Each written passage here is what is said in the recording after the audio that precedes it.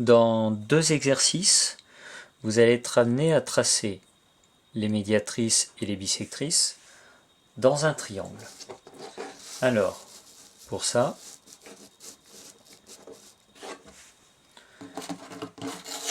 la méthode ne va pas changer en soi.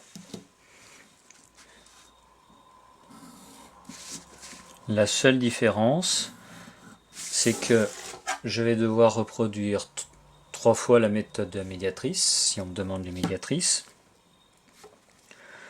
ou 3 fois la méthode de la bissectrice, si on me demande les bissectrices.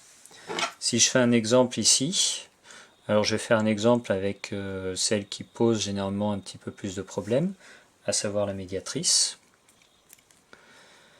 Et je vais tracer les 3 médiatrices de mon triangle.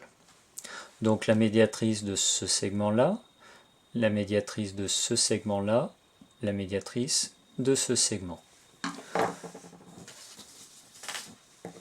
Je vais simplement imaginer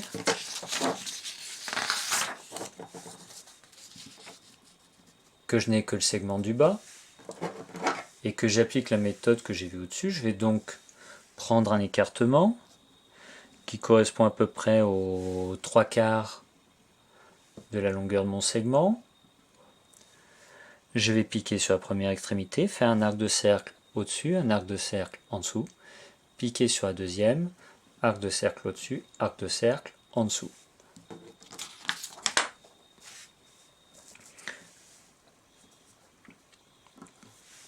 Donc, arc de cercle en dessous,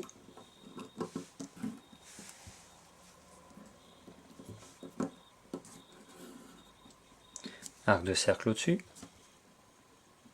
je pique sur ma deuxième extrémité, un arc de cercle au-dessus, un arc de cercle en dessous. Une fois que j'ai fait mes arcs de cercle, je prends ma règle et je trace ma première médiatrice.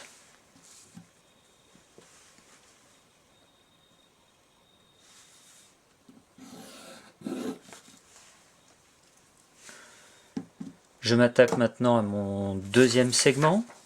Je vais prendre celui-là. Et encore une fois, j'imagine que je n'ai pas les deux autres.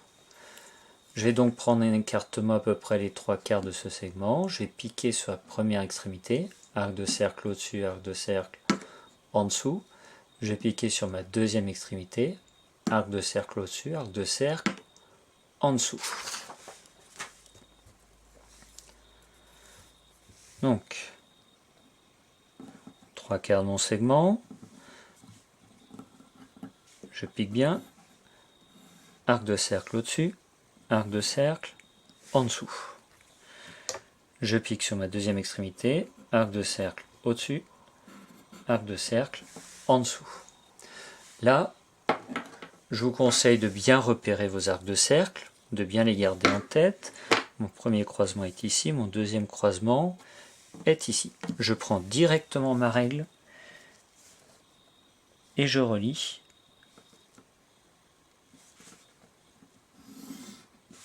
mes deux croisements, mes deux intersections.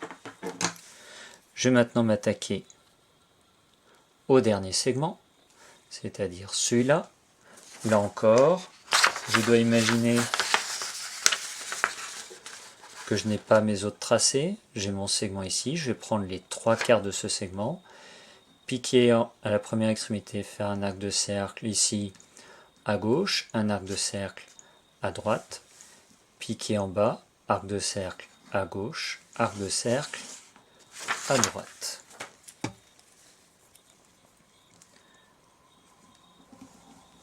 Je prends à peu près les 3/4, arc de cercle à gauche, arc de cercle à droite, je pique à l'autre extrémité, arc de cercle à gauche, arc de cercle à droite. L'inconvénient ici, c'est que je vais avoir pas mal d'arcs de cercle qui s'accumulent ici, donc je visualise bien mon intersection qui est ici. Et je vais donc relier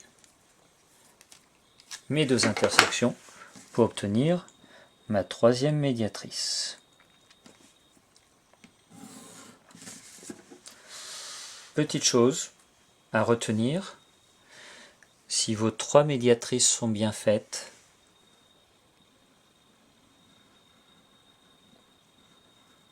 je mets en évidence, mais je n'ai qu'un seul point d'intersection pour les 3 médiatrices. Alors, on ne dira pas qu'elles sont séquentes.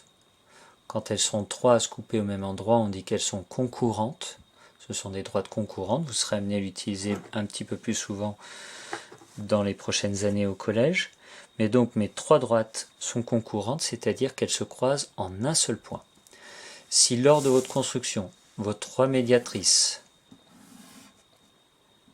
dessinent un petit triangle, c'est que vous vous êtes trompé quelque part et qu'il va falloir recommencer.